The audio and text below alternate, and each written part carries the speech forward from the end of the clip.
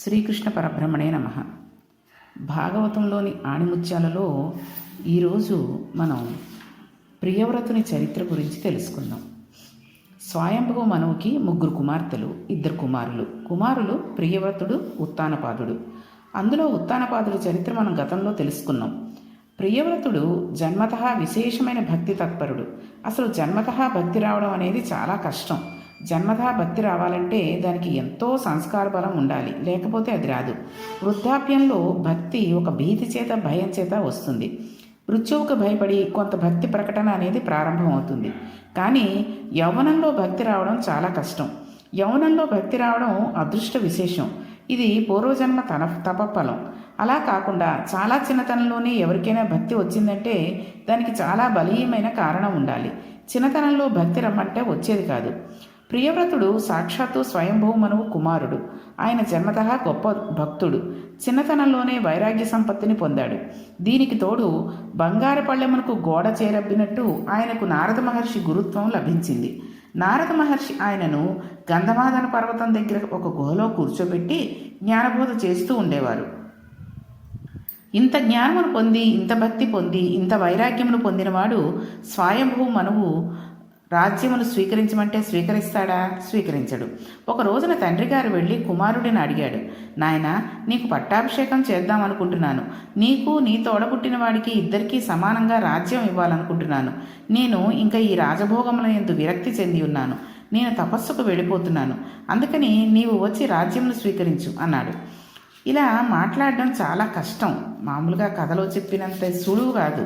రాజ్యాన్ని విదిలేసి మీ ఇద్దరికీ ఇచ్చేస్తానని. చూడండి, ఈ రోజుల్లో కూడా ఆస్తి ఉన్న తల్లిదండ్రులు ఉన్నప్పటికీ వారు ఏం చేస్తారంటే తదనంతరం ఇచ్చుకుందాం తర్వాత ఎప్పుడో అంటారు. కానీ వాడు ఇల్లు కొనుక్కుంటున్నప్పుడు, బండి కొనుక్కుంటున్నప్పుడు, లేకపోతే విదేశాలకు పెడతారన్నప్పుడు తన ఆస్తిలోంచి తీసి తండ్రి తల్లి కూడా ఇవ్వడానికి సంశయించేటటువంటి వాళ్ళు ఉంటారు. కాబట్టి బతికుండగా మనం ఇచ్చినప్పుడు వాళ్ళు అనుభవించిన సుఖాలు చూస్తూ ఉండడమే మంచిది. అయితే ఈ రోజుల్లో ఏమైపోతుందంటే చేతిలో డబ్బు లేకపోతే చూడకుండా ఉండేటటువంటి కొడుకులు, కూతుళ్ళు కూడా ఉండడం మీదట కొంత డబ్బు ఎప్పటికైనా ఉండాలి. వాళ్ళు చూడకపోతే డబ్బు ఇచ్చుకుని ఎవరినైనా పెట్టుకునైనా చూపించుకుందాం, మనల్ని చూడమని చెప్దాం, మనకు సేవలు చేయించుకుందాం అనుకుంటున్నారు. అయితే అప్పటి కాలంలో అది లేదు. కాబట్టి ఆయన స్వయంభువ మనువు వాళ్ళిద్దరితోటి సమానంగా రాజ్యం ఇచ్చేసి నేను తపస్సుకు వెళ్ళిపోతాను అని చెప్పాడు. అప్పుడు ప్రియవ్రతుడు ఒక గమ్మత్తైన ఆశ్చర్యకరమైన మాట అన్నాడు. ఈశ్వరుడిని చాలా గమ్మత్తైన మాటలే కదుపుతాయి. ఆయన, నాకు ఈ ప్రకృతి సంబంధము, దీని బంధనం గురించి బాగా తెలుసు. ఈ శరీరంలోనికి వచ్చినది బంధనంలోను పెంచుకుని అవిద్య యందు, కామక్రోధము యందు, అరిషట్వర్గముల యందు కూరుకుపోవడానికి కాదు. పైగా నేను ఒకసారి రాజ్యం ఏలడం మొదలుపెట్టి అంతఃపురంలో జీవనం చేయడం ప్రారంభిస్తే నా అంతా నేను తెలియకుండానే గోతిలో పడిపోతాను. అందుకని నాన్నగారు, నాకు రాజ్యం అక్కర్లేదు. నేను ఇలాగే ఉండి ఈశ్వరుని చేరుకుంటాను, భగవంతుడిని గురించి తప్పిస్తాను అన్నాడు. ఈ మాట వినగానే చతుర్ముఖ బ్రహ్మగారు గబగబా కదిలి వచ్చారు. హంసవాహనం ఎక్కి పక్కన ఇంద్రాది దేవతలు కొలుస్తూ ఉండగా, సన్మునులైన వారందరూ కూడా స్తోత్రం చేస్తూ ఉండగా బ్రహ్మగారు భూమి మీదకి దిగి వచ్చారు. ఎందుకు రావాలి? ప్రజోత్పత్తి చేసి రాజ్య పరిపాలన చేసి ధర్మమును నిర్వహించమని స్వయంభువ మనువును చతుర్ముఖ బ్రహ్మగారు సృష్టించారు. స్వయంభువ మనువు ప్రజోత్పత్తి చేసి ఉత్తానపాదుడిని, ప్రియవ్రతుడిని సృష్టించాడు. ఇప్పుడు ఈ ప్రియవ్రతుడు ఈశ్వరాభిముఖుడై వెళ్ళిపోతానంటున్నాడు. తాను సంసారమందు ప్రవేశించినని అంటున్నాడు. ఇప్పుడు బ్రహ్మగారు ఊరుకున్నట్టయితే ఇదే లోకంలో కట్టుబాటు అయిపోతుంది. గృహస్థాశ్రమం నందు ప్రవేశించకుండానే అత్యంత ప్రమాదకరమైన చర్య అని, కాబట్టి దాని యందు ప్రవేశించరాదు అని, ఒకవేళ ఎవడైనా గృహస్థాశ్రమంలో ప్రవేశిస్తే ఆ పెళ్లికి వెళ్ళి అక్షతలు వేయడం అన్నది పరమ పాపకర్మ, చూడడానికి వెళ్ళడం క్రింద అయిపోతుందని ప్రజలు భావిస్తారు. అప్పుడు వైదిక సాంప్రదాయంలో వివాహం అనేది, సంసారంలో ఉండడం అనేది, గృహస్థాశ్రమంలో ఉండడం అన్నవి పవిత్రమైన చర్యలుగా భావించబడవు. కాబట్టి ఇప్పుడు ప్రియవ్రతుని యందు ఏదో అయోమయం ఉంది. ప్రియవ్రతుడు గృహస్థాశ్రమం అనే అరిషడ్వర్గములకు నిలయము, అందుకని నేను రాను అని అంటున్నాడు. అది యథార్థమైతే ప్రియవ్రతుడు నిజంగా గృహస్థాశ్రమంలోనికి ప్రవేశించకపోయినట్లయితే అతని చర్య భావితరముల వాళ్ళకి ఒక చెడ్డ సాంప్రదాయం అవుతుంది. ఒక మహాపురుషుడు ఏది ఆచరిస్తాడో అది దేశమునంతటికీ సంప్రదాయం అవుతుంది. ఇక వంశోత్పత్తి ఉండదు. వైదిక మంత్రములతో వివాహములు చేయడం, వ్యక్తులు గృహస్థాశ్రమంలో ప్రవేశించడం సక్రమమా అక్రమమా అనేది ఇప్పుడు నిర్ధారించబడాలి. ఈ మాటకు విని కదిలారు చతుర్ముఖ బ్రహ్మగారు. మీరు కథగా విన్నట్లయితే ఈ కదలిక అర్థం ద్యోక్తకం కాదు. ఇప్పుడు బ్రహ్మగారు మనం అందరం ఉన్న పరిస్థితిని గురించి మాట్లాడుతున్నారు. ఇలా ఉండడం ఒప్ప తప్ప అన్నదాని గురించి ఆయన ఇప్పుడు తీర్పు చెప్తున్నారు. ఆయన అన్నారు, నాయన ప్రియవ్రత, సంసారంలో ప్రవేశించనని నీ అంతట నీవు ఒక నిర్ణయానికి వస్తున్నావు. కానీ నీవు ఒకటి ఆలోచించు. వేదం అని ఒకటి ఉన్నది. వేదం అనగా ఈశ్వరాజ్ఞ. అది అపౌరుషేయము. దానిని ఎవరూ రచించలేరు. ఋషులైన వారు తపస్సమాధిలో ఉండగా వారికి ఈశ్వరవాణి స్వరంతో వినబడింది. వినబడిన దానిని వారు వ్రాయలేదు.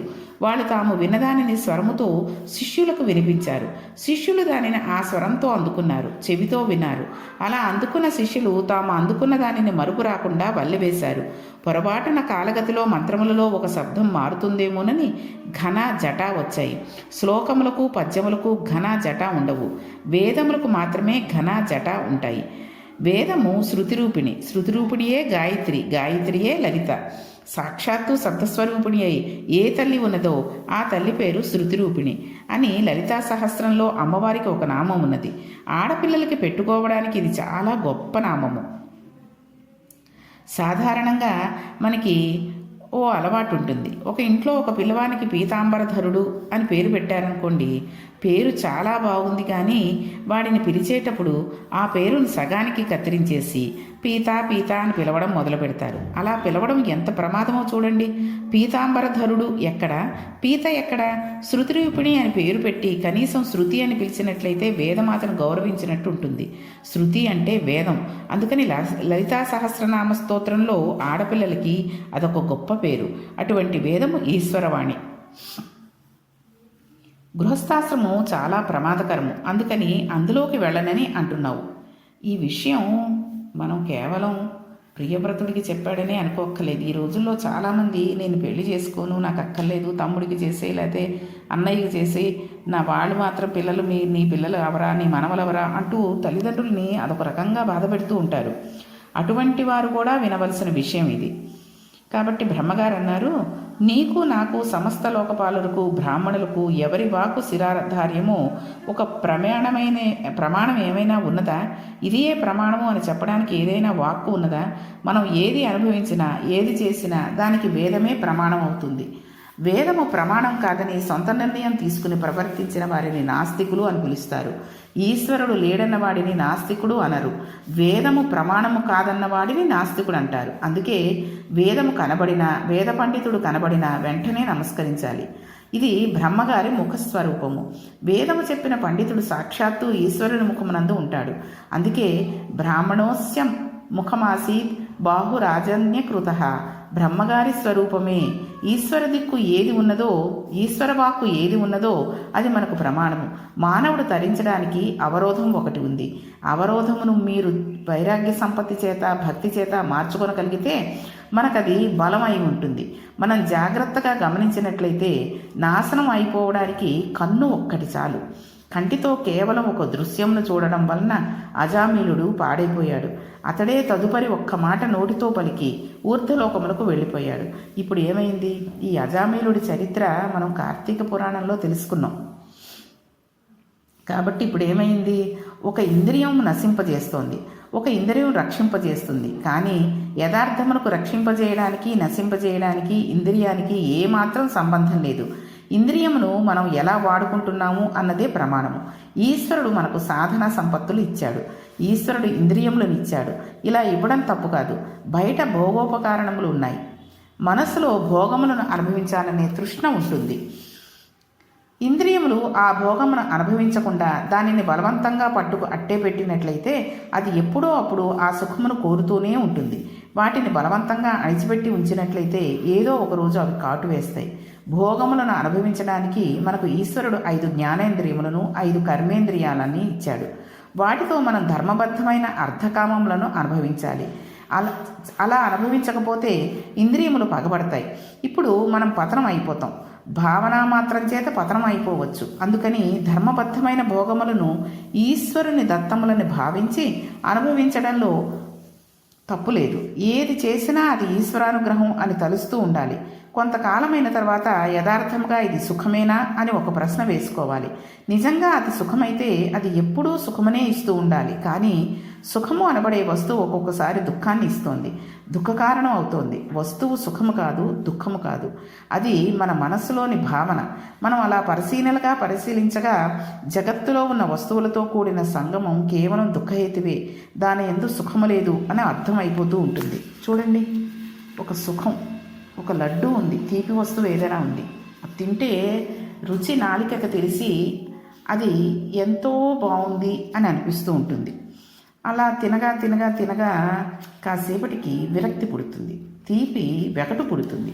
సరే, మన్నాడు మళ్ళీ తిన్నాడు, ఆ మన్నాడు మళ్ళీ తిన్నాడు. అలాగ తనకి తీపి ఇష్టమైంది కాబట్టి రోజూ తింటూనే ఉండేసరికి అతని ఆరోగ్యంలో తేడా వచ్చి రక్తంలో షుగర్ పెరిగిపోతుంది. అప్పుడు ఏమవుతుంది? తను తిన్న తీపి పదార్థమే విషంగా మారిపోతుంది. ఇక ముందు అతను ఆ తీపిని తినలేడు, దానికి బదులుగా మందులు వాడుకుంటూ అనారోగ్యం వచ్చిందే అని బాధపడుతూ ఉండాలి. కాబట్టి ఇలా అర్థం అవగా చివరకు వైరాగ్యం వస్తుంది. వైరాగ్యం వచ్చేసిన తర్వాత ఈ ఇంద్రియములు తిరగబడవు. ఇది సుఖం కాదని వాటి అనుభవంతోటే తెలుసుకుంటాడు. గతంలో తిరగబడిన ఇంద్రియములు ఈశ్వరార్చన చేయడంలో అతనికి ఆస్తిగా మారిపోతాయి. ఇప్పుడు సుఖం ఎక్కడ ఉన్నదో తెలుసుకున్నాడు. కళ్ళు ఈశ్వరుని చూడడంలో అలసట పొందవు, చేతులు ఈశ్వరుని అర్చన చేయడంలో అలసట పొందవు, ముక్కు ఈశ్వర నిర్మాలను సువాసన చూడడంలో అలసట పొందవు. ఈ విధంగా భక్తి వైరాగ్యముల చేత జ్ఞానం కలుగుతుంది. ఏ వస్తువు పొందాలి అనే విషయం తెలుస్తుంది. సత్యం తెలుసుకోవడం అంటే అదే. సత్యము అంటే మారనిది, ధర్మము అంటే మారేది. మారిపోతున్న దానిని పట్టుకుని మారని దాంట్లోకి వెళ్ళాలి. ప్రతి క్షణం మారిపోయే దానిని ధర్మం అని పిలుస్తారు. ఒక వ్యక్తి కూర్చుని ధర్మ ప్రసంగం చేసేటప్పుడు పౌరాణిక ధర్మం పాటిస్తాడు. తండ్రి గారితో మాట్లాడుతున్నప్పుడు పుత్రధర్మంను పాటిస్తాడు. దేవాలయానికి వెళ్ళి స్వామికి నమస్కరిస్తున్నప్పుడు భక్తి ధర్మమును పాటిస్తాడు. ఇంట్లో కూతురి వద్ద పితృధర్మమును పాటిస్తాడు. భార్య దగ్గర భర్తృధర్మమును పాటిస్తాడు. ఇలా ఒక వ్యక్తి అనేక ధర్మములను పాటిస్తూ ఉంటాడు. ఒకే ధర్మం ఉండదు, ధర్మం మారిపోతూ ఉంటుంది. ఏకాదశి నాడు ఉపవాసం ఉండడం ధర్మం. ద్వాదశి నాడు ఎంత తొందరగా అన్నం తినివేస్తే అంత పుణ్యం. ద్వాదశి నాడు తొందరగా భోజనం చేయమని చెప్పింది శాస్త్రం. కాబట్టి ఏమైంది? ఏకాదశి నాడు ఉన్న ధర్మం ద్వాదశి నాడు లేదు. భార్య యందు ఉన్న ధర్మం తల్లి దగ్గర లేదు. తల్లి దగ్గర ఉన్న ధర్మం తండ్రి దగ్గర లేదు. ధర్మం మారిపోతుంది. మారుతున్న ఇన్ని ధర్మములను మనం జాగ్రత్తగా అనుష్ఠిస్తే మారని సత్యమును తెలుసుకుంటాం. సత్యమే ఈశ్వరుడు. అప్పుడు ఈశ్వరుడు తెలుస్తాడు మనకి ఎలా ఉంటాడు అన్నది. మారుతున్న ధర్మమును అనుష్ఠానం చేయడానికి ప్రియవ్రత, నువ్వు ఇప్పుడు గృహస్థాశ్రమంలోకి వెళ్ళాలి. గృహస్థాశ్రమంలోకి వెళ్ళిన తర్వాత నీకు వచ్చిన జ్ఞానమును స్థిరమైన జ్ఞానము, అందుకని నీవు అందులోకి ప్రవేశించు, లేకపోతే నీవు ఈశ్వరాజ్ఞను ఉల్లంఘించిన వాడివి అవుతావు అని బ్రహ్మగారు ప్రియవ్రతుడికి చెప్పారు. ఇంకా బ్రహ్మగారు ఏ విషయాలు చెప్పారు, ఈ విషయాలన్నీ మనం కూడా ఎలాగ ఉపయోగించుకోవాలి అనే విషయాలని రేపటి పారాయణంలో తెలుసుకుందాం. శ్రీకృష్ణ పరబ్రహ్మణే నమః.